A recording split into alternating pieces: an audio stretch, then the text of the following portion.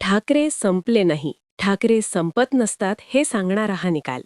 सत्ता गेली, महापौर गेला. दिवसभर आपल्या विजयाचा गुलाल उधळणाऱ्या भाजपला रात्र होताना गुलाल पुसायला लागतो का, असं चित्र तयार झालं होतं.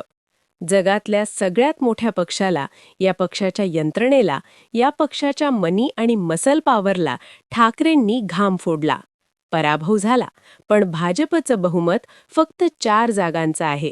ज्या एकनाथ शिंदेंकडे निवडणुकीपूर्वी शिवसेनेतून फुटलेल्या 53 स्टँडिंग नगरसेवकांचे बळ होतं, त्या शिंदेंचा आकडा 29 पर्यंत आला.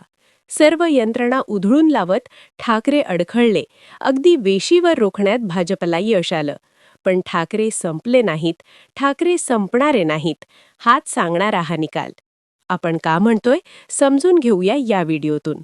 नमस्कार मंडळी, तुम्ही पाहताय जनसंवाद. सुरुवात करूया ती आकड्यांच्या लॉजिकवरून. 2017 मध्ये शिवसेना विरुद्ध भाजप विरुद्ध काँग्रेस विरुद्ध मनसे असा सामना मुंबई महापालिकेत झाला होता.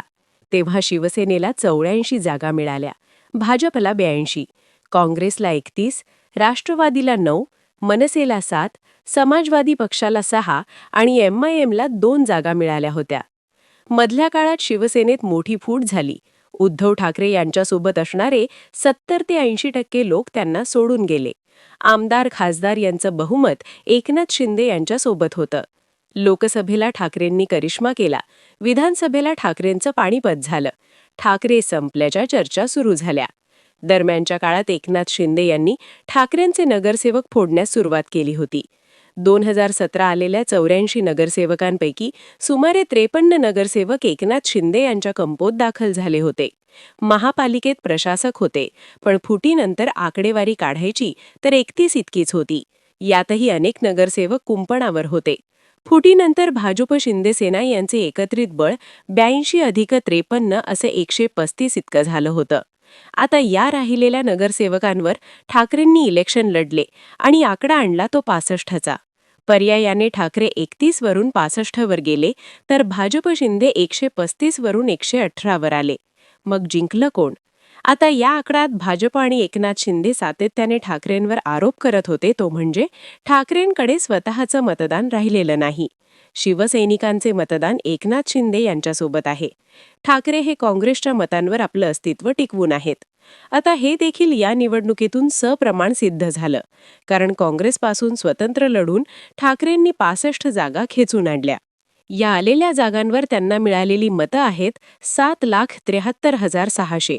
तर जे एकनाथ शिंदे आमची शिवसेना खरी हे सांगू पाहतात, त्यांना मुंबईत मिळालेली मतं आहेत 2,73,326.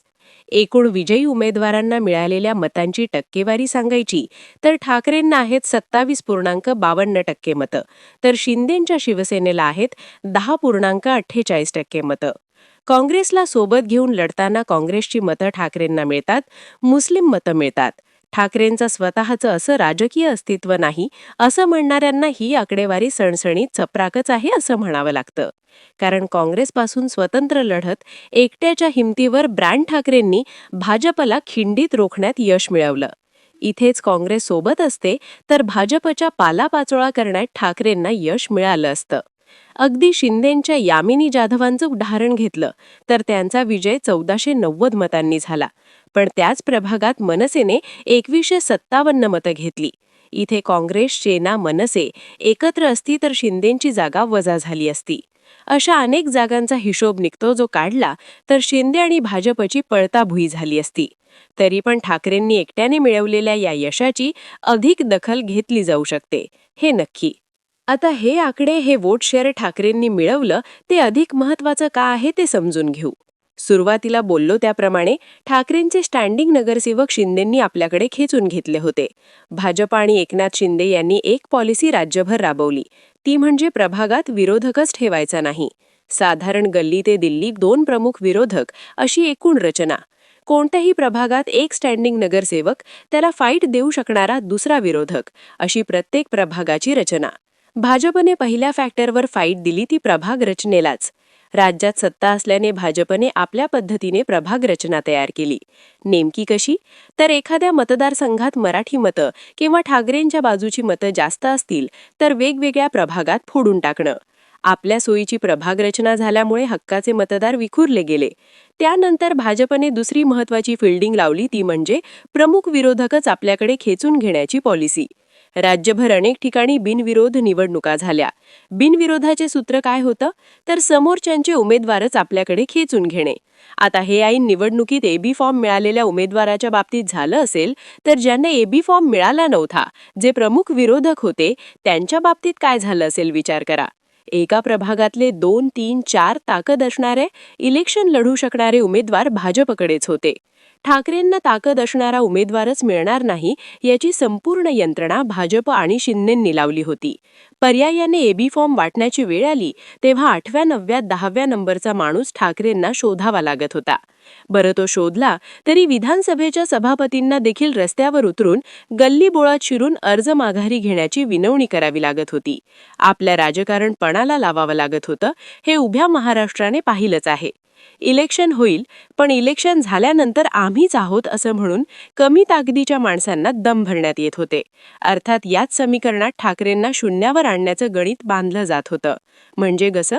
तर ठाकरेंचे गतवेळी 84 नगरसेवक होते. फुटीनंतर ते 31 झाले. प्रभाग रचना सोयीची करून ते अजून कमी करण्याचे डाव आखले. सत्तेचा दबाव टाकून अजून मायनसमध्ये घेऊन जाण्यात आले. पर्यायाने या स्थितीत ठाकरेंनी 101 नगरसेवक निवडून आणले असते, तरी ही गोष्ट चमत्कार समजायला हवी होती. अशा स्थितीत ठाकरेंनी 65 जागा आणल्या. अर्थात या निकालातून ठाकरे हरले, ठाकरे संपले अशा चर्चा होतील. पण भाजपला निकालातून चांगलंच समजलंय, हा माणूस संपलेला नाही, हा माणूस संपणार नाही आणि हा माणूस संपणाऱ्यातला देखील नाही.